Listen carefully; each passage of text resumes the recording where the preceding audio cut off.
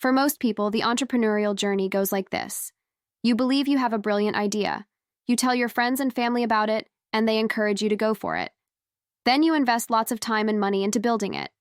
Finally, you launch the product, only to realize nobody really wants to buy it. So before diving in, here are 6 effective ways to check if your idea is worth pursuing. Number 1, it solves a painful problem. Most entrepreneurs start with the product in mind. They focus on what they would like to develop or sell, but the main reason people will be willing to pay for your product is if you can solve their problems. But just solving any problem isn't good enough. You need to tackle a significant problem that causes real pain. Picture it as a pyramid with 3 levels of pain. At the bottom are minor problems that most people overlook. In the middle, people recognize they have a problem but can tolerate it. At the top, that's where the real pain lies. People actively seek a solution. That's where our focus should be. A good way to figure out where this pain comes from is by checking out Maslow's pyramid of needs. In this model, people are driven by needs like safety, belonging, and self-esteem. If someone doesn't meet one of these needs, it can lead to real pain. So, if your product or service meets needs like saving time or money, gaining status, or building social connections, people might be interested.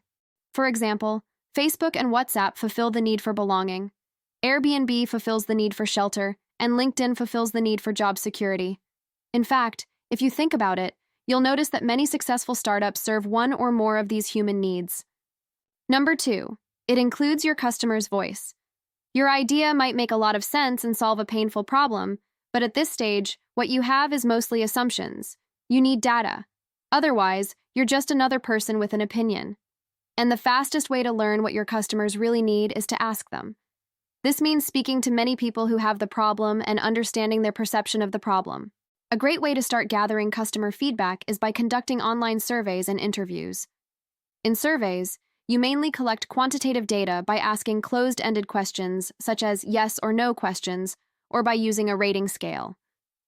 To create a customer survey, you can use online tools like Google Forms or SurveyMonkey. Then, you can share the survey link with your target audience through social media platforms like Facebook. Interviews, on the other hand, are more about gathering qualitative data. You ask open-ended questions like, "Can you tell me more about the last time you faced this problem?" Generally, it is recommended to have at least 20 interviews, but starting with 5 is reasonable. The key is to talk to potential buyers, not just friends or people you know. Number 3, your story should be simple. Many companies waste a lot of money on marketing but often see no results. The problem isn't their product, it's that the story they tell is too complex. In other words, people won't buy a product they can't understand quickly.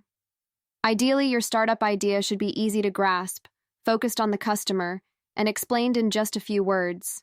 For example, instead of saying that you are building a navigation and mapping system, you can say that you are helping people avoid traffic jams and drive safely. The story makes the difference. Number 4, it's scalable.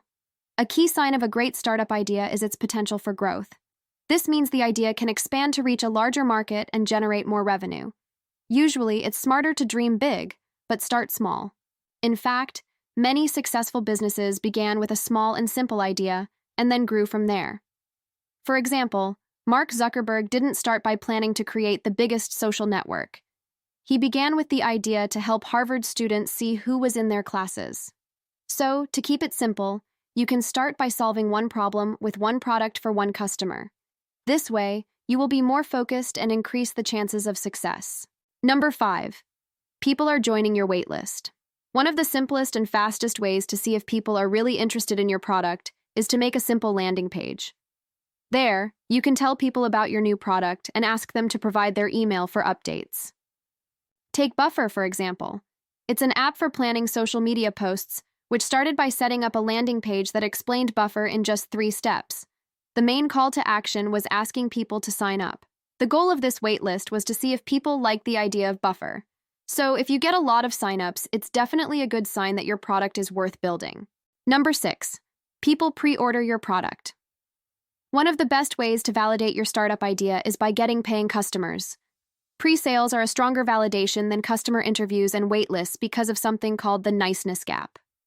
This gap is the difference between people saying they love your product and actually buying it.